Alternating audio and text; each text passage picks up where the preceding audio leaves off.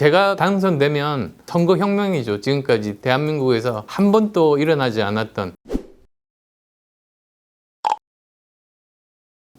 예, 뭐 보다시피 그렇게 되고 있지 않습니까? 그리고 그게 그냥 막연한 그냥 생각이나 목표가 아니었고, 실제로 예전에 제가 선거 치르면서 경험을 바탕으로 세운 예측이나 목표였거든요. 그러니까 2017년 대선 때도 1월 초에 보통, 그러니까 넉 달 전에 전체적으로 여러 여론조사들이 나오는데 제가 5%였어요. 그 다음에 2월 달도 한 자리 숫자 계속. 처음으로 10% 됐을 때가 대선 2달 전인 3월 초였습니다. 그래서 대강 그렇게 계산해 보니까 이번에도 연말이나 연초 되면 이제 10% 정도 되겠구나 싶었죠. 여러 중견 언론인 분들이 그러시더라고요.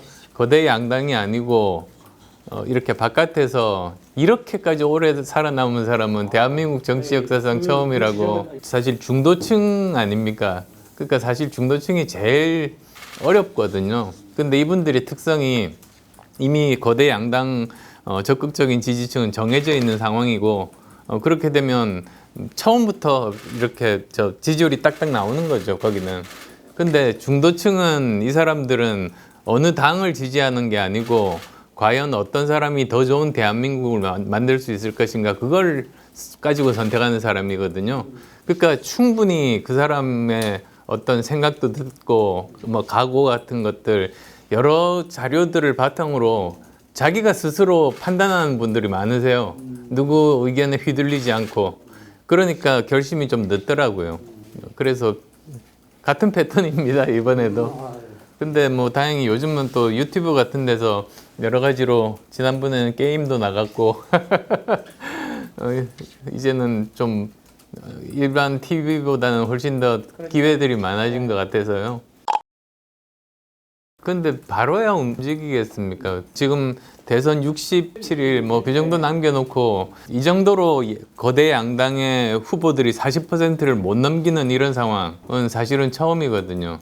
지금 이렇게까지 또 호감도가 낮은 양당 후보에 대한 이런 적도 처음이고, 그리고 아직도 지지자를 결정하지 못한 사람들이 이렇게 많은 것도 처음인데, 민주당만 찍다가 이재명 후보는 안 되겠다고 싶어서 이탈한 사람들도 거기에 있고, 그리고 또 국민의힘 지지자지만 윤석열 후보로는 안 되겠다고 넘어온 사람이 있잖아요. 거기서 이렇게 살펴보고 저한테로 오시는 것 같아요. 바로 이렇게 저한테 오기보다는 단계를 거치는 거죠, 뭐. 생각해 본 적이 저는 없는데. 근데 어쨌든 지금 제가 제일 문제 인식을 가지고 있는 거는 정권 교체예요. 지금 현재 정권이 계속 이렇게 승계되는 거는 우리나라가 더 나쁜 상황이 되게 된다고 믿기 때문에 저는 그러는 거죠. 그리고 그 정권 교체를 제가 하겠다는 거고. 프랑스 마크롱이 국회의원 한 명도 없이 당선됐어요.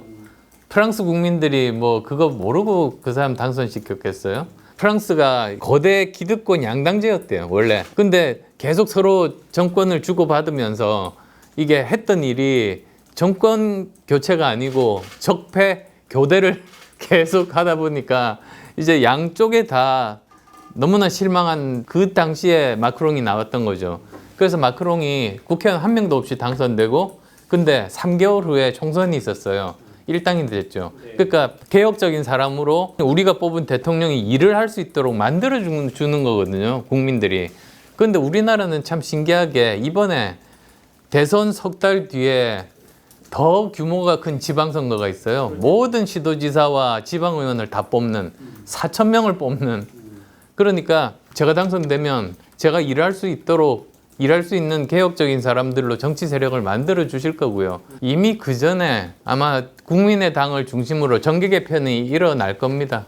그러니까 제가 당선되면 사실 어떻게 보면 선거혁명이죠. 지금까지 대한민국에서 한 번도 일어나지 않았던, 우리나라 대한민국 정치가 바뀌어야 된다고 말씀을 하시면서도 습관적으로 계속 1, 2번만 찍어서 왔는데, 이제는 우리나라 정치를 바꿀 수 있는 정말로 중대한 기회가 왔고, 지금 정치가 안 바뀌면 우리나라는 이 미중 신냉전 상황을 제대로 헤쳐나갈 수도 없고요. 지금 현재 전 세계가 어떻게 흐르는지를 봐야지 글로벌 세상에서 우리나라가 어느 쪽으로 가는지 알 수 있는 것 아니겠습니까? 근데 지금 현재 세계를 가장 크게 변화시키는 힘이 미국과 중국의 신냉전, 그러니까 과학기술 패권 전쟁이니까, 그러면 이런 상황에서 우리나라가 어떻게 살아남을 것인가?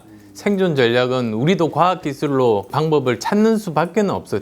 다른 길이 없어요, 지금은. 지금 상황도 그런데다가 마침 또 우리나라가 그동안에 민간 기업들이 정말로 많이 노력해가지고 여러 글로벌 수준의 대기업들이 많이 나왔지 않습니까? 그러니까 이제는 우리는 충분히 한 분야에서 초격차 과학기술뿐만 아니라 다른 여러 분야에서 이제 앞으로는 그런 분야들이 나올 수 있다.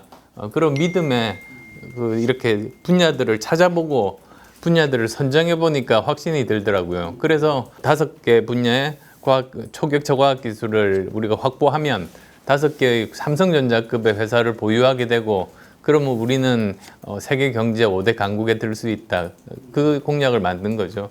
그리고 세부적으로 어떤 분야들이 가능성이 높다 이런 것들도 다 있고, 여러 번 이야기하지만 사실은 우리나라에서 법률가들이 정말로 중요한 역할을 하시지만 그 하는 일이 과거에 대한 응징이잖아요. 과거만 보던 사람들은 미래를 볼 수가 없어요. 모르면 안 보이는 법이라서. 그래서 오히려 저 같은 사람이 계속 관심을 가지고 미래에 어떤 식으로, 제가 CEO 할 때 그랬죠. IT가 어디로 발전할지를 미리 알고 대비를 해야지 회사가 살아남을 수 있으니까요. 마찬가지로 정치하면서도 세계의 흐름을 IT 분야뿐만 아니라 이제는 좀 다방면으로 보게 됐던 거죠. 제가 지금까지 여러 가지 예측을 한 것 중에서 맞은 것이 굉장히 많았어요. 어떤 누구보다도 높았어요. 산업 발전도 그렇고 사회 변화도 그렇고 기술 발전도 그렇고 그랬죠. 그거는 정부에서 연구개발 예산을 관리하는 그 방식 자체의 문제 때문에 그래요. 그러니까 유행에 따라서 미리 영역을 이렇게 정하고 그 다음에 또 결과만 따지고, 우리나라 정부 프로젝트 성공 확률이 98%거든요. 그러니까 새로운 게 없는 거죠. 다 성공할 수 있는 것만 신청한다는 거 아니에요. 그러니까 이게 다 게임의 룰에 따라서 사람들이 최적화되고 가장 합리적인 선택을 하는데, 우리나라에서는 과정에서 성실하고 도덕적으로 문제가 없으면 결과에 대해서 실패 책임을 묻지 않는다. 이렇게 나가면 0.1% 가능성에도 도전해가지고 999명 실패하고 1명이 노벨상을 받는데, 우리나라는 결과만 보고 실패하면 다음부터 연구비를 끊어버리니까, 그러면 누가 0.1% 확률 새로운 시도를 하겠습니까? 그리고 그러다 보니까 노벨상도 못 받지요. 산업화도 성공을 잘 못해요. 그래가지고 산업화 성공한 예가 있나요, 사실? 근데 독일 같으면 막스 플랑크 연구소는 기초과학 쪽 노벨상 38명인가 받았어요. 단일 기관으로 세계에서 최대로 노벨상을 많이 받았거든요. 그 다음에 또 프라운호퍼라고 있어요. 그 연구소는 응용과학 내지는 기술연구소예요. 거기서는 전부 산업화로 연결이 돼요. 그 둘이 딱 이렇게 역할 분담을 한 거죠. 민간 재단인데 정부에서 거의 대부분의 지원을 받죠. 그러니까 정부 프로젝트 가지고 이렇게 연구를 하는 거죠. 근데 마침 그 둘 다 보면은 헤드쿼터가 전부 뮌헨이에요. 제가 뮌헨에서 1년 넘게 살았거든요. 막스 플랑크는 제가 거기 헤드쿼터에서 비지팅 스칼러를 했고, 프라운호퍼는 또 제 살던 집하고 가까이 있어가지고 헤드쿼터가, 그래서 또 거기 가서 전체적으로 설명도 듣고 그랬죠. 석교도 있고요. 우리나라에 기초과학연구원 만들었는데, IBS가 원래는 최소 프로젝트 기간 10년에 유망한 과학자에게 자유를 주고 기초과학을 하게 만든 거거든요. 근데 그거 최근에 방문해 봤더니 처음에 계획과는 달리 점점 그냥 정부 국책연구소 여러 개 중에 하나씩으로 점점 관리가 되어 가고 있더라고요. 그럼 거기서 새로운 노벨상을 받을 만한 연구가 나오기는 힘들죠. 그러니까 우리나라 과학기술의 가장 큰 문제점이 단기 성과 위주라는 거예요. 대통령 임기 5년 안에 성과를 낼 수 있는 거. 그 다음에 또 그 결과 위주의 감사라는 거. 그 다음에 그 인공지능이 뜬다고 하면 인공지능이 우르르 예산이 가고 이런 식의 패션에 따른 그러니까 그 세 가지가 우리나라 그 문제점 아니겠어요? 셋 다 바꿔야지만 되는 건데 저는 경제나 또는 기업에 있어서 그 가장 중요한 키워드가 세 가지라고 생각해요. 자유와 공정과 그리고 사회적 안전망. 왜 그러냐면 사실은 자유를 줘야지 개인이건 기업이건 자기가 창의력을 발휘해 가지고 도전할 수가 있잖아요. 근데 그렇지 않고 뭐 규제라든지 아니면 관치 경제라든지 이런 걸로 올가매면 수동적이 되어버리고 새로운 혁신도 안 생겨나고 그런 법이거든요. 그 다음에 두 번째가 이제 공정해야, 경쟁 환경이 공정해야 작은 중소기업이 대기업을 이길 수가 있어야 역동적인 산업 구조가 만들어져야 그래야 또 발전하는 거 아니겠습니까? 자유 경쟁이 가능한 그런 공정한 시장 경제 구조, 그게 정말로 핵심이고요. 그 다음 세 번째가 사회적인 안전망이라고 말씀드린 건 한 번 실패하더라도 재도전할 수 있는 그런 기회를 주는 나라가 돼야지 평범한 사람도 도전할 수 있는 거죠. 그래서 그 도전의 결과로 뭐 9개가 실패하더라도 하나 성공하면 그게 나머지 9개 실패한 것보다 훨씬 더 큰 사회적으로 혜택을 줄 수 있죠. 부가가치를 창출할 수 있는 법이죠. 그래서 그 세 가지가 필요한데 문제는 뭐냐? 보시면 자유는 정부가 손을 떼는 거예요. 그 다음에 공정과 사회적인 안전망은 정부가 개입해야 되고 투자를 해야 되는 건데 지금까지 대한민국 정부는 진보 정부건 보수 정부건 모두 다 이 세 가지를 완전히 반대로 손을 떼야 되는데 그냥 꽉 움켜쥐고 자유를 안 주고 공정한 시장 만드는 데는 관심이 없어서 중소기업 대기업 간의 불공정 거래 관행 무시하고 있고 그 다음에 사회적 안전망 안 만들고 근데 우리나라가 여기까지 온 건 기적이에요, 기적. 근데 결국은 그 후과가 나타나는 거예요. 잠재 성장률이 계속 떨어지는 거는 가장 중요한 키워드 세 개를 정부가 완전히 청개구리처럼 반대로 하고 있어서요. 이것만 바꿔도 저는 다시 잠재 성장률 올라갈 수 있다. 저는 그렇게 봅니다. 그리고 지금 인구 감소하고 있잖아요. 그럼 그것도 생산성 증가와 그 다음에 여성 인력 및 그 고령 인력들로 메울 수 있어요. 그러면서 가는 거죠. 앞으로. 아까 제가 세 가지 원칙 말씀드렸잖아요. 자유와 공정과 그리고 사회적 안전망. 뭐 예전 정부와 전혀 다르지 않게 방향을 이 방향으로 가라고 앞에서 막 끌어갔죠. 근데 그 방향이 맞는 방향도 아니었고 한국 경제라는 이런 수레가 있으면 옛날에는 정부는 앞에서 끄는 역할을 하는 게 맞았고요. 산업화 시대는. 지금은 대한민국의 경제를 정부가 뒤에서 밀어줘야 돼요. 제가 만든 말인데요. 페이스메이커 리더십. 그건 정부도 그렇고 다음 대통령도 저는 페이스메이커 리더십이 필요하다. 저는 그렇게 생각해요. 페이스메이커가 마라톤 뛸 때 보면 풍선 든 사람이 있어요. 처음에 그 시작점에서. 근데 보면 3시간짜리 풍선, 4시간, 5시간 뭐 이렇게 있거든요. 근데 그 사람을 따라서 열심히 뛰면 그 시간 안에 들어가요. 아, 그래요? 예, 그게 페이스메이커거든요. 그냥 아마추어들이 속도를 일정하게 유지한다는 게 굉장히 힘들거든요. 나중에 지치기도 하고. 그러니까 그거를 조절해 주면서 그 사람들이 그 시간 안에 들어갈 수 있게 만들어주는 사람이 페이스메이커예요. 근데 이 사람들은 4시간짜리 페이스메이커는 3시간 내에 달릴 수 있는 사람들이 4시간 페이스메이커를 해요. 자기가 충분히 더 빨리 달릴 수 있음에도 불구하고 자기를 희생해서 자기를 따라오는 사람들의 꿈을 실현시켜주는 사람이 페이스메이커입니다. 그래서 마치 제일 앞에서 달리고 뒤에서 사람들이 따라오는 것 같지만 사실 실제로의 모습은, 실제로 하는 일은 이 사람들을 뒤에서 이렇게 밀어주는 역할을 하는 거거든요. 저는 다음 정부, 다음 대통령의 리더십은 페이스메이커 리더십이 돼야 된다. 그렇게 생각합니다. 독과점 생기는 거는 정부가 잘못해서입니다. 그 계속 감시해가지고 독과점이 안 되고 경쟁이 활발하게 해야 만들어야 기업도 경쟁력이 생기고 소비자들도 이익을 보게 되는 건데 그건 안 하고 그냥 놔뒀다가 그냥 독과점 돼 버리면은 그러니까 지금 보면은 행정부에서도 그렇고 입법부에서도 그렇고 규제 없애는 것보다 만드는 게 더 많잖아요. 계속적으로. 그러니까 이거는 지금까지 방법으로는 도저히 안 되고 대통령이 위원장이 되는 규제혁신위원회를 만들든지 아니면 규제개혁부를 총리실 산하에 두든지 전체적으로 그래야지 될 것 같거든요. 그리고 또 법이 굉장히 복잡해요. 여러 가지. 이거를 좀 정리를 해가지고 파지티브 규제를 네거티브 규제로 바꾸는 식으로 법률 정리를 해야 됩니다. 제가 진짜 황당했던 게 세계에서 100대 스타트업에 대한 랭킹이 나온 적이 있어요, 최근에. 근데 그 중에서 40개가 우리나라에서는 불가능한 사업이더라고요, 규제 때문에. 그게 말이 됩니까? 그러니까 우리가 잠재 성장률 떨어지는 게 이게 너무 당연하다니까요. 자유를 다 빼앗아 버리는데 무슨 뭐 새로운 사업을 해요.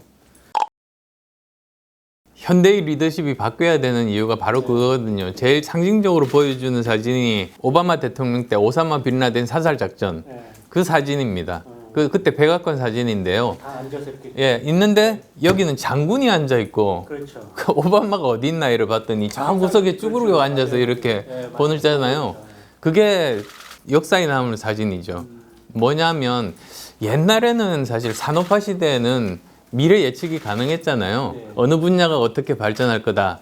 그리고 거기에 어떤 인력이 필요할 거다를 알고 미리 교육 커리큘럼을 만들어서 그쪽에 필요한 인재들을 키웠잖아요. 그게 우리나라가 산업화 시대에 성공했던 그 요인이거든요. 경제개발 5개년 계획만 투자했었으면 안 됐을 것이 사실 그때 1950년대 그런 일이 있었어요. 초등학교 의무교육을 법안이 통과가 됐어요. 1950년대 초에 초등학교를 나온 사람이 퍼센티지가 막 굉장히 낮았는데 나중에 막 거의 다 굉장히 올라간 거예요. 그때 경제개발 5개년 계획 시작하고 인력이 이미 준비가 돼 있었던 거죠. 그래서 우리나라가 지금 세계에서 유일하게 100달러에서 3만 불이 된 세계 유일의 나라 아니겠어요? 그 똑같은 교훈을 이제 우리가 염두에 두면 4차 산업혁명 시대에 그 10년, 20년 이후를 준비한 인재를 기르는 교육을 할 수 있는 교육개혁이 필요한데 그걸 지금 안 하고 있는 거예요. 그러니까 이게 제일 큰 문제죠, 사실. 그러니까 옛날 산업화 시대 때는 나갈 방향도 정해져 있고 하니까 사실 별로 복잡하지는 않았어요.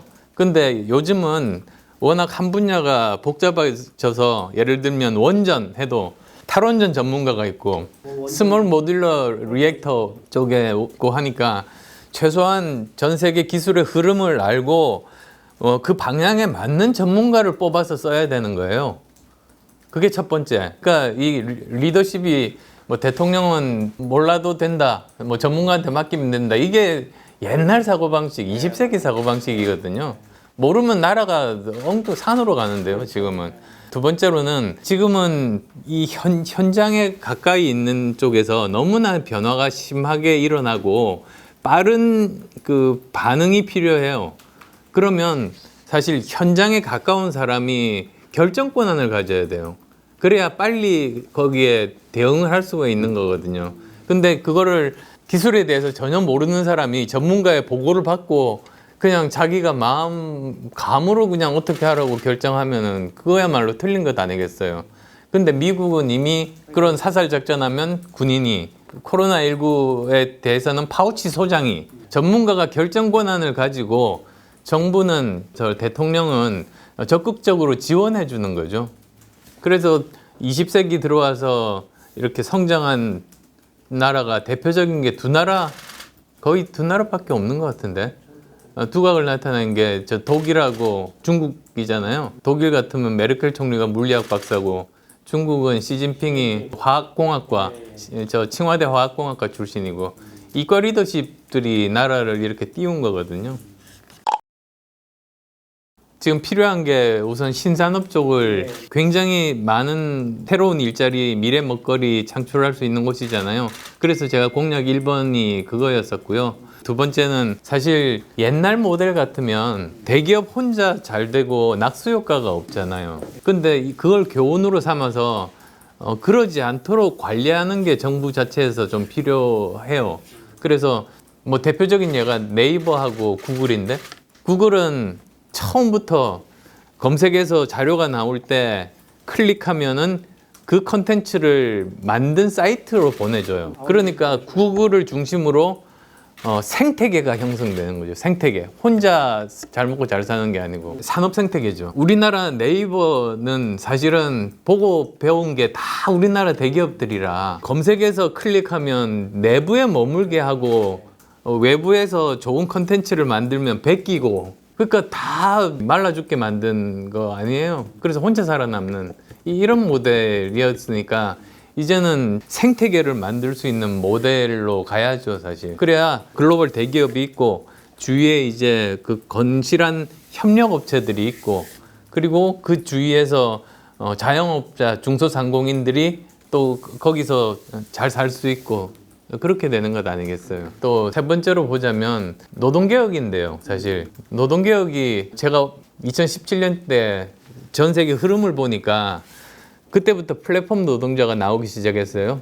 기그 이코노미 뭐 이런 이야기도 그때 나오고 해가지고 보니까 비정규직이 늘어날 수밖에 없게 산업계의 구조가 이렇게 변화되고 있더라고요. 그래서 제가 그때 공약으로 낸 것이 무엇이었냐면, 비정규직 일자리를 보다 더 안정적이고 보다 더 제대로 대우받는 걸로 바꾸는 거를 제일 중요한 노동개혁의 방향으로 삼았죠. 근데 이제 문재인 정부는 20세기 진짜 몇십 년 전 사고방식에 산업화에 사로잡혀가지고 이런 세계의 흐름은 전혀 모르고 비정규직을 정규직으로만 만들면 다 되는 줄 알고, 그 결과가 이게 뭡니까 지금? 지금 오히려 비정규직 더 늘어났잖아요. 그게 정부가 시장하고 싸우면 그게 뭐 이길 수가 있습니까? 그렇다고 비정규직이 진짜 말씀하신 대로 안정적이지도 않고, 그래서 결과적으로 보면은 문재인 정부의 노동정책은 기득권 노동자들의 기득권을 강화해 주는 걸로 갔고, 그 피해자는 실업 청년들,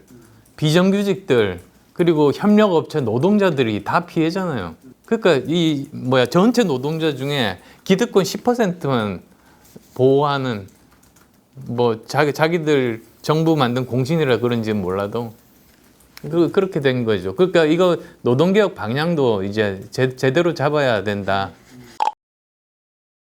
구체적인 것들에 대해서는 요즘 나온 말이 그거잖아요. 플렉서빌리티하고 스터빌리티 합쳐가지고 두 가지 요소를 가질 수 있게 그렇게 노동은 유연성을 높이면서 동시에 그 사람이 다른 직업으로 옮길 수 있는 교육을 포함해서 국가에서 지원을 해주는 것을 포함해서 이 비정규직 일자리들도 안정적이고 또 제대로 대우받을 수 있게 해주는 그쪽 방향으로 가야 되는 거죠. 그거는 특별 회계로 하자 그랬어요. 매번 확산될 때마다 추경하여서 누더기로 만드는, 이거는 중소기업도 이렇게 안 해요. 그러니 이걸 특별 회계로 만들어서 따로 관리하면 이게 다른 파퓰리즘처럼 막 다 나눠주는 식으로 되지도 않고 이걸 목적에 맞게 그렇게 관리할 수 있다. 저는 그래서 지금이라도 해야 된다고 주장한 겁니다. 그거는. 우리나라가 자영업 비중이 OECD 국가 중에서 높은 편에 속하는 이유가 제대로 된 일자리가 없어서거든요. 그래서도 사실 일자리를 만들면 자영업 비율도 자연스럽게 OECD 평균 정도 될 거예요. 근데 또 지금 당장은 어려운 자영업자들은 살려야 되니까요. 항상 보면 그렇잖아요. 저도 회사할 때 단기 목표하고 장기 목표가 있잖아요. 단기적으로는 돈을 벌고 그 다음에 장기적으로는 회사를 어떤 회사로 만든다, 이런 비전이 있잖아요. 근데 장기 목표만 있는 회사는 가다 망하더라고요. 돈을 못 벌어서.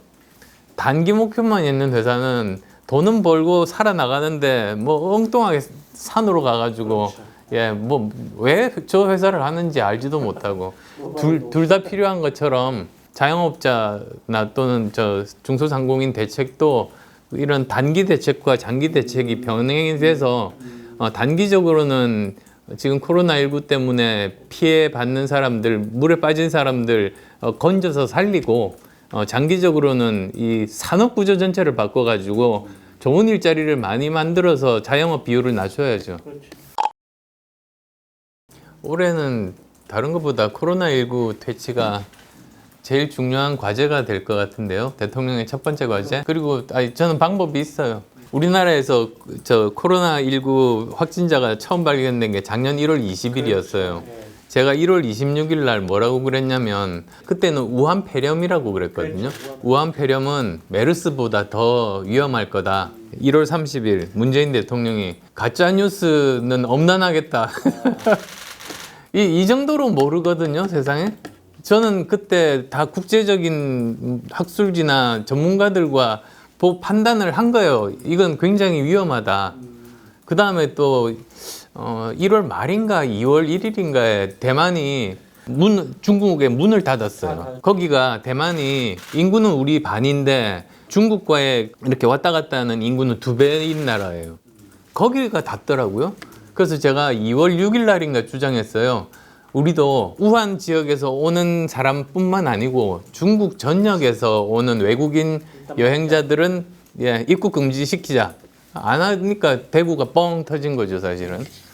그리고 작년 5월에는 또 제가 뭐라고 했냐면 연말에 백신이 나올 테니까 준비하자고 그랬거든요. 그러니까 지금 저 청와대 들어가 있는 김호란이가 정치인들 허풍 떤다고 막 그러더라고요. 그거 제가 어떻게 알았겠어요. 다 그때 보니까 프랑스 마크롱부터 해서 다 막 대통령들이 움직이더라고요. 그러니까 우리가 만약에 그때 움직였으면 지금 제일 먼저 마스크 벗는 나라가 됐고 자영업자 자살하는 사람도 없었을 거라고요. 매일 거의 100명씩 죽어나가지도 않고. 사실 이거는 정부 판단 한번 잘못하면 나라가 얼마나 망가질 수 있는지 보여주는 대표적인 사례가 될 겁니다, 사실. 그리고 위드 코로나를 시행한다고 해서 제가 또 뭐라고 했냐면 지금 당장 위드 코로나 시행하면 안 된다고 했어요. 최소한 2가지 준비가 필요하다. 뭐냐 하면은 첫 번째는 그 3차 접종을 늘려야 된다. 3차 접종률이 충분히 는 다음에 이걸 해야지 저 사망자나 위중증자를 줄일 수가 있거든요. 그 다음 또 2번째로는 확진자 10,000명 그리고 저 위중증자 2,000명까지는 치료할 수 있는 그 정도의 의료 인력과 병상을 미리 확보해 놓고 나서 그 다음에 위드 코로나를 하자. 그거 안 하더라고요. 세부적인 거 더 있어요. 아마 워싱턴 포스트 맞을 거예요. 일면 헤드라인 기사가 변이 바이러스였어요. 그리고 거기 보니까 변이 바이러스 때문에 보통 집단 면역이 70% 정도면 달성이 되는데 85%까지 올려야 될 거다. 이렇게 나왔더라고요. 그래서 제가 그때 뭐라고 그랬냐면 그 다음날 월요일이 최고위원회 하는 날이니까 변이 바이러스에 대해서 지금부터 대비를 해야 되고 결국은 올 겨울에 코로나19 대확산을 가져올 가능성이 높아 보인다고 제가 그때 그랬거든요. 10달 동안 뭐 한 거예요 도대체? 전문가가 결정을 해야 되는데 과학적인 자료에 근거해서 전문가가 결정하는 거를 따라야 되는데 지금은 국민 여론조사 보고 결정하는 정치 방역, 과학 방역을 해야 되는데 정치 방역을 한 거죠. 대통령제 국가 중에서 결선 투표가 도입이 안 돼 있는 국가가 소수입니다. 우리나라는 소수에 속해요. 이거 자체가 문제가 있는 거고요. 거대 양당 후보들에게 유리하게 만들어 놓은 거죠. 그 다음에 또 국회의원 선거제도도 뭐 2가지 방법 중에 하나인데 독일식 뭐 정당 명부 비례대표보다는 저는 중대선거구제가 더 맞다는 생각을 해요. 근데 옛날에 우리나라가 중대선거구제 한 번 해서 실패한 적이 있어요. 2명 뽑아서 그래요. 통계를 내보면 민주당이 뽑히는 지역에서 2명을 뽑으면 민주당 돼요. 그리고 국민의힘이 1명 뽑히는 지역에서 2명을 뽑으면 국민의힘이 돼요. 근데 그게 깨지는 게 3명 내지 4명, 최소한 3명 이상을 뽑는 선거구제로 바꾸면 그러면 다당제가 가능해집니다. 비례대표 뽑을 필요도 없어요. 왜냐하면 명망가는 전문성이 있는 사람 같으면 뽑혀요. 그렇게 되면. 국회의원 선거제도는 개헌할 필요 없고요. 법률이 통과돼야 돼요. 그 다음에 저 사실 대통령 결선 투표제도 헌법학자에 따라서 해석이 다르더라고요. 개헌이 필요하다는 사람이 있고 아니다는 사람도 있고 이러는데 뭐 제일 확실한 방법은 개헌을 통해서 권력 구조를 바꾸는 거죠. 근데 권력 구조가 3가지가 있잖아요. 크게 보면 하나가 내각제, 2번째가 이원 집정부제, 그 다음에 세 번째가 4년 중임제. 근데 사실 셋 다 문제가 있는 게요. 일단 최악은 지금 양당만 존재하는 선거 제도를 안 바꾸고 바로 내각제로 넘어가면 최악입니다. 다당제가 가능한 상태에서 이걸 돼야지 사람들이 이걸 모르더라고요. 그리고 또 지금은 국회에 대한 신뢰도가 너무 낮아서 안 돼요. 국민들이 못 받아들여요. 그 다음 두 번째, 저는 이원집정부제도 안 된다고 봐요. 예를 들면은 윤석열 대통령의 이재명 총리? 아니면 이재명 대통령의 윤석열 총리? 싸우다가 5년 내내 이게 우리나라가 어떻게 되겠어요? 그러니까 저는 그것도 아니라고 생각해요. 그거는 자기가 권력 가지려고 욕심이 있는 사람들이 주장하는 거지. 그리고 그 다음에 지금 대통령제를 그대로 두고 대통령 권한을 그대로 두고 4년 중임제를 하면 모든 대통령 임기는 8년이 됩니다. 수단 방법을 안 가리고 자기 권력을 행사해서 중임이 될 거예요. 그래서 정말로 핵심은 대통령 권한 축소형 개헌. 그러니까 그거는 이제 대통령만이 결심해서 할 수가 있는 건데요. 청와대 반으로 줄이고 의사결정을 이 청와대에서나 비서진이 하는 게 아니고 장관들이 모인 국무회의에서 결정하고 장관들이 책임지게 해야죠. 청와대 정부잖아요, 우리나라가. 근데 더 중요한 거는 권한 분산인데요. 미국 대통령은 이그제큐티브 파워 하나만 가지고 있어요. 행정 권력.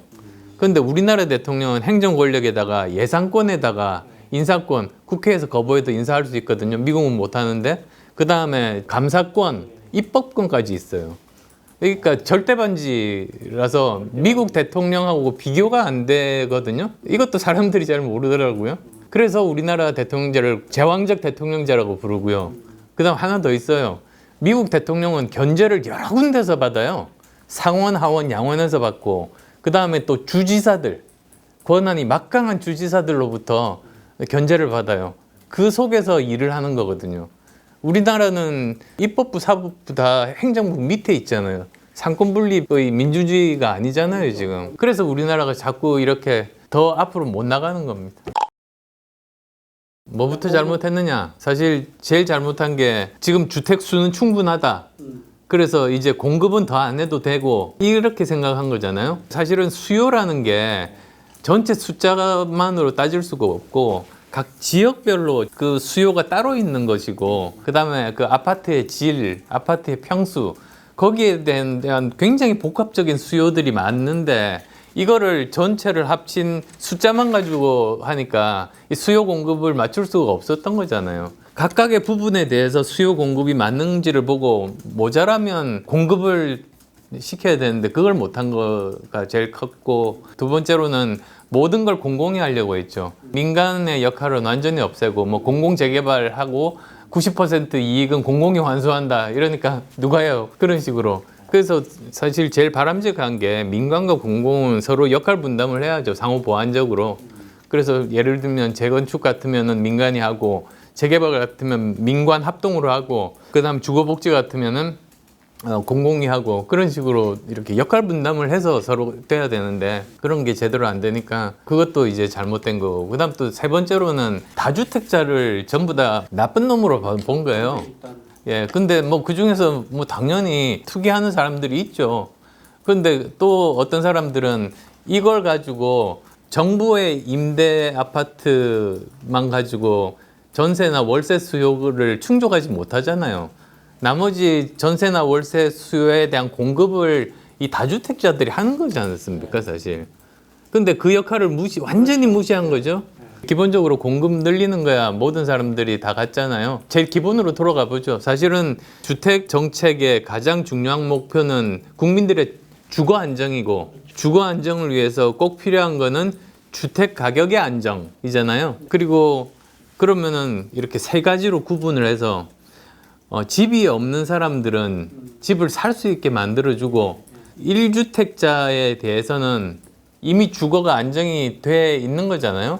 그러면 그 사람들이 거기서 지금처럼 오히려 세금만 높여가지고 주거 안정한 사람을 주거 불안정자로 만들어버리는 이러지 말아야 되고 그 다음에 대신에 또 투기 수요에 대해서는 그거는 또 방지하고 잡고 이래야 되는 거잖아요. 이런 식으로 나눠서 접근을 해야 되는 건데 5년 동안 250만 호 목표를 세웠어요. 공급은. 그리고 수도권 150만 호, 그 다음에 지역은 100만 호 이렇게 세웠고요. 그리고 또 그중에서 토지 임대부 주택 그리고 주거 복지를 위해서 하는 아파트를 100만 호, 그리고 그중에 절반은 청년들 몫으로 그런 식으로 대한 계획은 세워놨습니다. 공급 계획은. 그래서 주거 복지 쪽은 계속 정부가 담당하고, 그리고 모자라는 부분들은 재건축 재개발 쪽에서 공급을 늘리고, 그러면서 차차 안정화될 거고, 지금 인구가 줄고 있어서요. 아마도 정부가 정책만 잘하면 주택 가격이 안정되면서 장기간으로나 하향 안정세로 갈 거예요. 인구가 줄어서. 일본도 그랬으니까. 가장 기본적으로 세금을 어떻게 볼 것인가, 정부가 세금이라는 것에 대해서 어떻게 보고 있고 국민들이 세금에 대해서 어떻게 인식하고 있는가가 저는 굉장히 중요하다고 생각해요. 세금이라는 거는 사실은 우리 사회에 대한 기여거든요. 세금이 있어야 정부도 돌아가고 국방도 되고 도로도 닦고 인프라들이 다 만들어지는 거잖아요. 그렇게 되면 세금을 내는 사람들은 사회적으로 인정을 받을 수가 있어야 되는 거거든요. 그리고 세금을 내는 사람이 자기가 자부심을 가질 수 있게 그렇게 만들어 주어야 되는 게 저는 정부의 역할이라고 봅니다. 제가 그래서 제일 혐오하는 말이 세금 폭탄.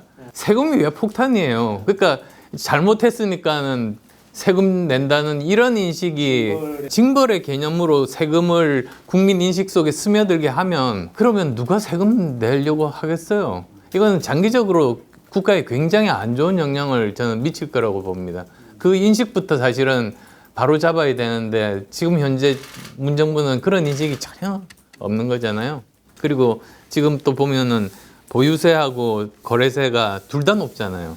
사실은 하나는 높으면 하나는 낮아야 되는 건데, 지금까지는 어떻게 보면 보유세는 낮고 거래세는 높았다면 이제는 둘 다 높아졌지만 그 미국식으로 보유세는 높은 상태로 하고 거래세는 낮추고 이런 쪽으로 가는 게 바람직하다는 생각이죠. 그리고 또 그렇게 해야지 매물이 나오죠. 거래세가 낮아야, 그러니까 재개발 재건축을 한다고 해도 그 아파트들이 시장에 나오기까지는 굉장히 오랜 시간이 필요한데, 다주택자가 가지고 있는 집을 나오는 건 금방이잖아요. 지금 당장 주택 공급이 가능한 그런 부분들이니까 거래세를 한시적으로라도 낮추자. 지금 그렇게 생각합니다. 제가 제일 중요한 국가의 역할이 두 가지, 국방하고 교육이라고 생각해요. 근데 이제 교육은 시간이 오래 걸립니다. 핀란드가 교육개혁 성공 사례 중에 하나인데요. 1970년대에 시작한 교육개혁이 효과를 발휘했을 때가 1990년, 20년 걸려요. 그러면 내년에 대통령이 시작하면 결과는 2040년쯤 나오는 거예요? 그래도 할 수 없죠. 지금이라도 시작해야지. 여기서 이제 문제가 정권이 바뀔 때마다 교육 정책이 바뀌면 그러면 이건 안 돼요. 그래서 어떻게 하면 장기적인 정책이 일관성 있게 유지되는 방법을 찾는 게 제일 중요하고요. 그 방법은 저는 사회적인 대타협이라고 보거든요. 지금까지 선진국이 된 나라 중에 그 과정을 거치지 않은 나라는 하나도 없습니다.